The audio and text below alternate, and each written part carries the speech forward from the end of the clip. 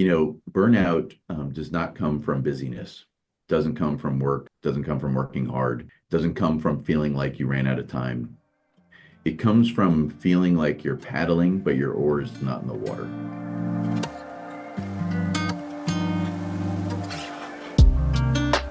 Welcome to Off the Chart, a business of medicine podcast featuring lively and informative conversations with healthcare experts, opinion leaders, and practicing physicians about the challenges facing doctors and medical practices. I'm your host, Austin Littrell. This episode features a conversation between medical economics editorial director Chris Mazzolini and Zed Williamson, founder and CEO of Physician Growth Accelerator.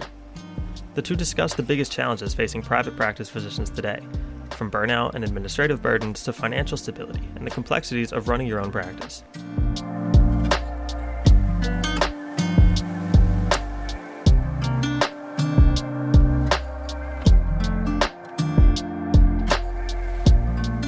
Zed Williamson, thanks so much for joining me today. Appreciate you having me. Let's start off. Let's talk about Physician Growth Accelerator. What is it and what's your mission? Sure. I'll kind of give you a foundation of where it came from. I started my company in 2011, and the company was built on this idea that we could put ideal patients into private practices that helped with the functionality of the practice, the profitability of the practice. It helped them build a healthier business side of the practice. The problem was we would have the same inputs going into multiple practices, but not the same outputs. One client would be so excited, they're over the moon, and someone else would go, I don't know. I don't know if I noticed anything. And that's an impossible outcome. Basically, the way I kind of view things from a system mindset is if we have the same inputs and we have different outputs, there's a reason beyond what the input for that. And that's where the idea of the Physician Growth Accelerator came from, because we found that there were so many internal constraints within the business side of a private practice that it was holding the practice back from achieving what they really wanted to achieve. And so the Physician Growth Accelerator is a do it with you consulting for operations and coaching for leadership. And I say do it with you because, first of all, consultants and coaches drive me nuts. The idea that someone just comes into your business and says, hey, that's broken, you should fix it. Well, yeah, no kidding. I know what I'm looking for is how. So what we do is we work with the clients on how to fix these problems. And it's been incredible because we dig through the entire business. There's 9 points of constraint, including the team, culture, behaviors, and it's unbelievable what you can achieve. And our mission has been the same actually since I started the company in 2011, is we are here to help people realize that they don't have to live the way they're living. And it really kind of, this may sound a little cheesy, but it breaks my heart to think that there's someone who has an independent private practice and they're not excited going to sleep Sunday night. That drives me nuts. Everybody can be excited going to sleep Sunday night, looking forward to Monday. Yeah, and that's one of the things we hear about from our physician audience all the time is just the struggle, the burnout, the all of the challenges, that the lack of work-life balance, all the different ways you can kind of get to the fact that they're unhappy with their job, right? So, let's go into some of what, you guys are doing and talking about at Physician Growth Accelerator. In terms of practical strategies, what are some of the things that practices and can do to both kind of keep their practice financially healthy while also the other important aspect is to keep it clinically excellent, to make sure the patients are being cared for the right way at the right time and all of that stuff. Sure. So we're always going to assume clinical excellence. Like that has to be your focus. That has to be number one. Patients are trusting you. They're putting the most important thing in their life in your hands, and that's got to be number one. And what happens is sometimes people think that focusing on that can only be the opposite of business health, and that is not the case whatsoever. What I would say is, and this is kind of a big idea, but don't treat your business like you treat your patients. Here's the problem. Physicians go to a lot of training. Physicians can learn to be extraordinary business people. They have to unlearn what they learned to be extraordinary physicians. And the reason is because you experience your patient in a glimpse of their lifespan. And you're dealing with what is the issue in that exact moment and trying to do your best to fix what is not fixed.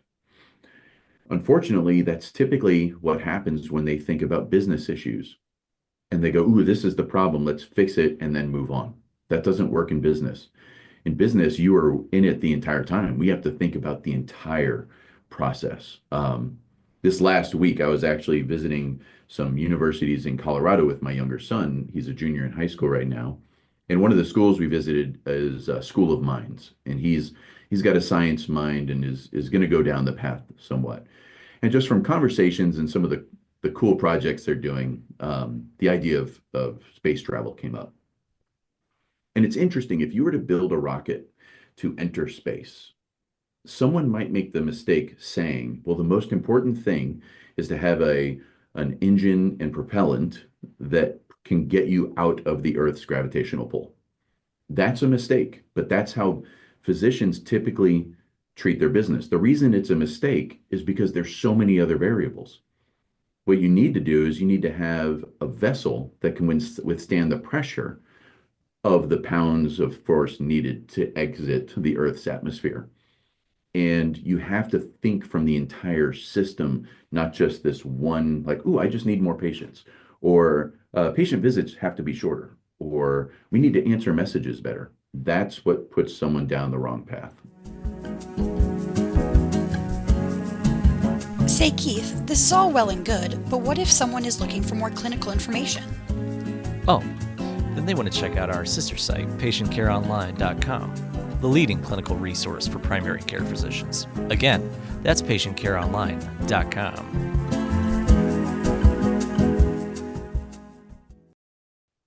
Let's talk about practice culture, among the physicians, the staff, front desk, back office. Um, what's the benefit? I mean, this is maybe an obvious question, but like, what's the benefit of a supportive, cohesive culture? And how do you get there is maybe the more difficult part of the question. Sure. I don't know that I would necessarily believe in the definition of a supportive and cohesive culture. Because you could have a supportive and cohesive culture and still be low performance, right? So every practice has a culture. A culture is just a group of people behaving in a way. Um, Cultures just are. Now, what you can do is you can specifically drive a culture to be a certain way that supports what the goals are from the practice. And this could be, excellence in patient care, patient experience, business health. These are all driven from culture. Now, the importance of it is massive. It's kind of like if you wanted to build a mansion, but you only had a $5,000 budget to build your foundation, you're not going to have a mansion because the foundation won't hold it. And that's what culture is. Culture is the foundation from which you can build the rest of your business from. Now, the way you create a culture on purpose is by driving behavioral values. And I always emphasize the word behavior because we are all in control of our behavior. Chris, I can't make you angry. I might say something, and if you have a belief, you could choose to be angry, but I can't make you angry. You would not want to give that power to another human. And cultures generally turn into these defensive places where people are saying things are done unto them. And then it's allowed and it kind of stacks on top of each other. When in reality, we are all completely in control of our own behavior. And if you drive behavioral standards that support the goals of the practice, you attract the best employees. The worst employees go away and you're hitting your goals, patients are happy. It is absolutely the foundation in which you can build everything on. So being able to forecast revenue, have a stable revenue cycle, are obviously some of the key aspects of running a practice financially. So can you talk a bit about some of the approaches and tools that private practices can use to sort of better forecast and stabilize their revenue cycle? Yeah, absolutely. One of the most important things that a lot of businesses and other industries do, that medical practices typically don't do, is they understand the lifetime value of their customer. So one of the most important numbers to understand is what is the lifetime value of your patient, and then segmented by patient type. So you truly understand what is this inventory of time that you have and what is it worth to you. Um, if I talk to five different practices and I ask them the question, are you busy? I'll get answered yes 5 different times. If I ask them to define busy, I'll get 5 different answers. And what this is showing you is the variability within a practice that can be adjusted massively affects the potential of what that practice can achieve. And so the things that you measure, we categorize them as lead and lag measures. A lead measure is something that you have behavior over. For instance, if I wanted to get stronger, a lead measure might be I'm going to do 10 push-ups a day every day. A lag measure is maybe I want to measure how strong I am. So then I'm lifting a weight to see what is my strength. Well, the same thing can happen in business. There's lead measures that give you an idea of where you're tracking towards. So utilization of appointment slots, lifetime value of patients, how much time it takes per patient type, what the revenue associated with. And then lag measure is what happened. Okay. February is over, March is over. What happened in that time frame from a total patients, revenue, what was expected that didn't happen, what was unexpected that did happen. And when you consistently do those things, you can create a model that tells you what's going to happen. It's kind of like if you put an address into your, Waze or Apple Maps, and it tells you you're going to arrive at 151. And let's say it's a 50-mile drive or whatever. And you're thinking to yourself, man, I really like to get there before 151. And so you are hauling butt on the interstate. You're like, "Rah, rah, rah, rah," and you still get there at 151. And it's because it knows the data of all the little points of constraint you're going to interact with. Yeah, maybe you hit 80 on the interstate, but you still had stoplights. You still had all these things. And when you measure all those things, you know you can get to your destination exactly at 1:51 p.m. So one of the things that our audience tells us repeatedly, this has been, I think, as long as I've been doing this and since been about 12, 13 years, I've been with medical economics, and they always tell us that the number one challenge is what we call administrative burdens. So we're talking about changing reimbursement models from payers. We're talking about prior authorizations, coding changes, regulatory requirements, maybe to do with value-based care or some other sort of new value-based payment model.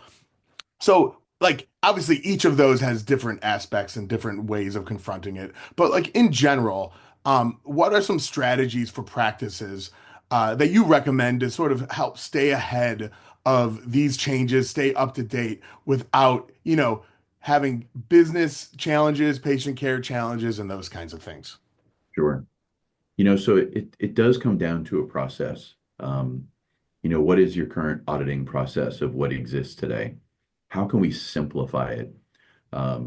Who owns it? This is typically where the issue comes from. People will say administrative burdens, but they're only burdens because they ignore them until they don't have to, right? If that's the only reason it's a burden. If we actually plan for it and there is a role in the organization, I don't mean hire a new person. But here's what happens in roles is we hire someone and go, here's your tasks. Here's what you should do. Oh, wait, we have to do this every once in a while. But no one owns anything. No one's actually responsible for the specific outcome.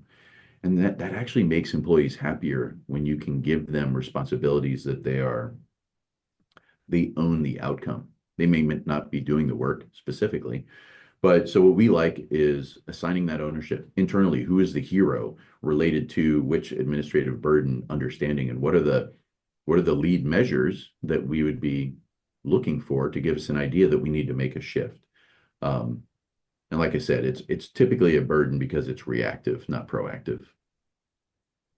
So let's talk about technology. Technology has always been a double-edged sword for physicians, where there's always been the promise that it can help streamline operations, improve things, keep your medical records digitized, all of this stuff. But, each new technology also often introduces its own set of challenges, anything from extra costs to things that don't work right, contracts it's hard to get out of, all of those things. And so, we're talking about things like EHRs, which are, old hat at this point. But now we also have some newer stuff like generative AI that, may have a role in a practice in terms of helping with correspondence, helping with claim denials, those kinds of things. So just in general, how do you think, private practices should approach technology as sort of a grab all term? Yeah, we see it a lot where you get this kind of technology creep, meaning you sign up for something, it's not really what you expected, and then you sign up for something else and this and that and the other, and lo and behold, you have, 14 subscriptions for 13 tools you don't use, right? And or you don't use them well. And this goes back to the foundation of how they're taught to treat patients as opposed to how you interact with business. The companies that are selling you those tools, it is their job to help you uncover a pain that you have that their tool might be able to solve. The problem is they generally are Tylenol for a sore elbow. You are not addressing root cause typically with technology. I love technology when you're using it to accelerate the foundation that you have actually created to be healthy. So an example, I'll just use a car. If you have a car and let's say it's a high performance car and you like to drive fast, we'll go back to driving 80 miles an hour on the interstate. And someone tells you, hey, we've got these fancy new seats and it's going to make your car drive faster. And you don't know enough about cars that, well, I do like those new seats. It doesn't help. But if you actually understand how the engine is structured and tuned and what actually gets more performance out of the car, and you do everything you can with the car you have now, and then someone is able to say, hey, here is a bolt-on turbo, whatever. Now you can actually get more horsepower out of the car. It's the same with technology. It's easy to sign up for stuff when you're in pain and you're frustrated and you hear a complaint. You're like, it's ridiculous. This is broken. Just fix it. Find a service that handles the text message to patients or whatever. And that's where it comes in. So to me, root cause analysis, make that foundationally strong, then use technology to accelerate. Oh, you say you're a practice leader or administrator? We've got just the thing. Our sister site, physicianspractice.com, your one-stop shop for all the expert tips and tricks that will get your practice really humming. Again, that's physicianspractice.com.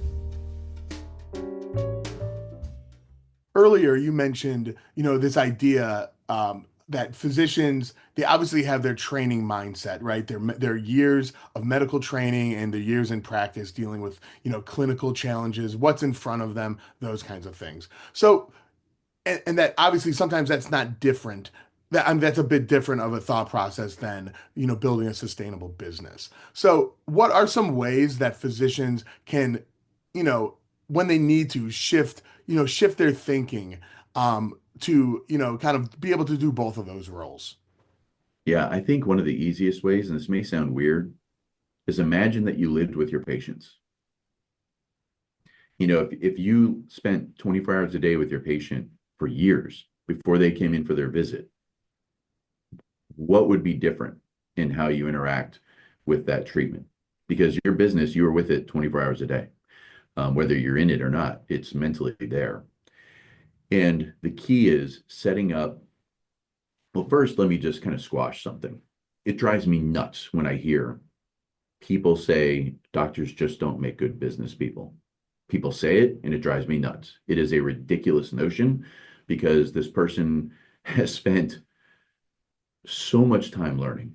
They can learn anything. If they can learn what they know, they can learn anything. So first, it's get that out of your brain. Get that kind of like, well, I'm just not good at business.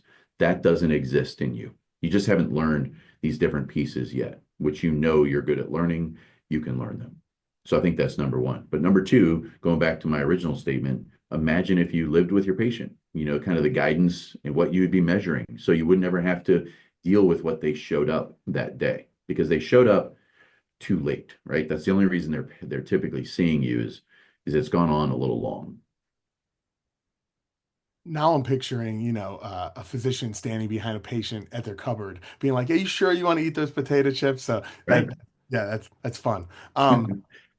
In terms of where to get started, right? So if I'm a physician and I'm listening to this, and I know, like you were saying, I know like what some of the root causes are. I know what some of the challenges I'm dealing with, either from like a staffing culture perspective, or from a revenue side of things. you know and I'm thinking like, how the heck, I got to see 20 patients tomorrow, and I got to do a bunch of charting, and I got to this and that.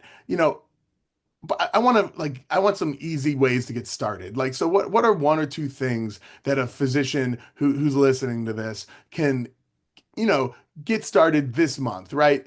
Two changes that to kind of get you on like a better road. Yeah, no, it's such a great question. You know, it's hard for us to get somewhere if we haven't identified the destination. So the number one thing I would say is start putting down what your destination is. The end of this month, what is the measurable, witnessable destination? Maybe the end of 6 months, the end of this year. If you walk in, to the office on December 31st, the end of this year, and you are witnessing this thing, and that's the destination that you want to achieve, simply doing that is going to put you ahead. Because what happens is, like you said, I've got 20 patients to see, I'm charting, I'm doing this, your head comes down, right? Well, we are running a major race owning a business. And I don't know about you, but I would not want to run many races staring at my feet. It's not going to end well. And simply deciding what that destination is lifts your chin a bit so that you can see where you're going. And your brain is really smart. We have a pretty awesome computation device up in our skull. And if we understand where we're trying to get to, our brain will help us realize that we are going off track. If you know that you're going to achieve a specific destination and then your day-to-day work doesn't feel like you're getting there, you'll be aware of it. If you don't state the destination, you'll get lost in your day-to-day work, and 5 years will pass by, and your 5-year goal is going to be the same as your last 5-year goal because you never actually brought anything closer to your immediate time frame for you to act on. So I would think it's just one thing, and that is state your specific destination. Before we wrap up, I wanted to go back to something you mentioned near the beginning, and that was, this idea that like it's sad that, so many physicians are going to bed Sunday night and dreading going to their practice. And I wanted to kind of uh, finish up by talking a little bit about some of those issues, and the fact that doctors there is a high burnout crisis with doctors. Some doctors who are mid to late career are thinking about, how can I get out early? Should I sell my practice and just, unload this burden? Um, so I guess what I'm asking is like, what are your thoughts about how we can create, from a larger perspective, a better working situation, a better career situation for these private practice physicians, whether that's, stuff they can do, within their own practice, or, from a larger, advocating for the profession sort of aspect. What are your thoughts on how we can, get rid of those Sunday scaries for the doctors? Burnout does not come from busyness. It doesn't come from work. It doesn't come from working hard. It doesn't come from feeling like you ran out of time. It comes from feeling like you're paddling, but your oar is not in the water. That's where burnout comes from. And when you talk to someone who's frustrated Sunday night about Monday, it's because they don't feel that they're affecting anything, that you could skip a week and nothing is the same. And we hear so often from practices, I know it's broken. I just don't know how to fix it. And when you're paddling as hard as you can, but the oar is not in the water, that is mentally exhausting. And so the key is we have to understand what really matters to us, what drives what we're doing. Because we can get lost in that. You go down a path and you're working hard and bing, bang, boom, and 3 years, 5 years, 10 years, 12 years goes by, and you don't even really know why you're doing what you're doing anymore. And so it's about rekindling what that passion is, what that why is, so that Sunday night, when you're going to sleep, the reason you're excited is because you're taking a step towards that why. You're creating what that powerful vision is for other people to witness and be a part of. And I think this is a symptom of private practice businesses being told that, don't worry about it being a healthy business. You're not good at business, just see patients. And I think this is a symptom of it, where you have a really powerful why. These patients' lives are very important and you're affecting them. The team that works with you, you're affecting them. They're going home. They're affecting other people. If you can find where that passion is in what you do and the things you achieve, that's when that ore starts to feel like it's in the water, and Sunday night becomes pretty exciting. And you start wearing your TGIM hat for Monday. Zed Williamson, thanks so much for joining me today and sharing your insights with our audience. I appreciate it. Thank you. Happy to be here.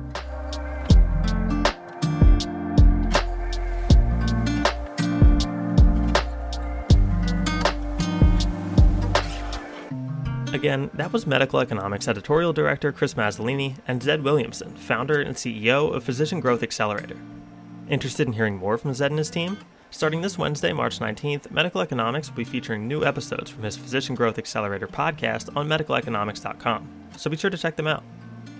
My name is Austin Littrell, and on behalf of the whole Medical Economics and Physicians Practice teams, I'd like to thank you for listening to the show, and ask that you please subscribe on Apple Podcasts and Spotify so you don't miss the next episode.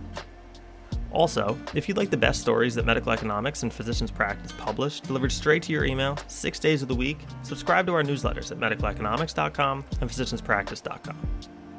Oh, and be sure to check out Medical Economics Pulse, a quick-hitting news podcast that offers concise updates on the most important developments affecting your practice, your bottom line, and the broader healthcare landscape, delivered by the editorial team at Medical Economics. Off the Chart, a business and medicine podcast, is executive produced by Chris Mazzolini and produced by Keith Reynolds and Austin Littrell. Medical Economics, Physicians Practice, and Patient Care Online are all members of the MJH Life Sciences family. Thank you.